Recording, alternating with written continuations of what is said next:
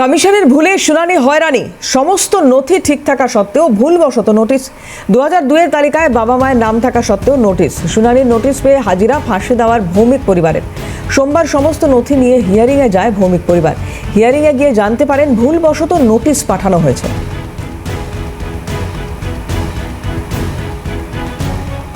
ভৌমিক পরিবার কি বলছে দেখুন।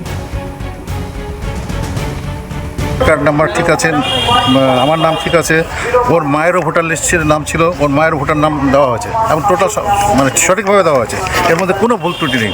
যখন নোটিশ আসলো তখন আমি দেখার চেষ্টা করলাম যে আমার দিক থেকে কোথাও ভুল হয়েছে কিনা, কিন্তু আমি দেখলাম আমার দিক থেকে কোনো ভুল নাই, অথচ আমাদের একটা নোটিশ এসে বসে আছে সেটা। আর আমি ওদের যখন জিজ্ঞাসা করলাম যে কেন, আমি তো কোনো ভুল করিনি, আমার ফর্ম তো সঠিক ছিল, কোনো ভুল নাই, কেউ সঠিক উত্তর দিতে পারবো। বুঝতে পারছি না কি সমস্যার জন্য আমাকে ডাকা হয়েছিল। তো আমার ঠাকুরদাও বিধাননগরে ছিলেন, আমার বাবার জন্মও বিধাননগরে, আমার জন্মও বিধাননগরে। আমার বাবার 2002 সালে ভোট দিয়েছে, তার আগে ভোটার কার্ড, তা সত্ত্বেও আমার নোটিশ এসেছে। একটা হয়রানির শিকার হলাম আমি। এই কাজটা যদি একটু যত্ন সহকারে করতে হয় তো আমার মতো আরও অনেকে যে হ্যারাসমেন্ট হয়েছে সেটাও হতো না।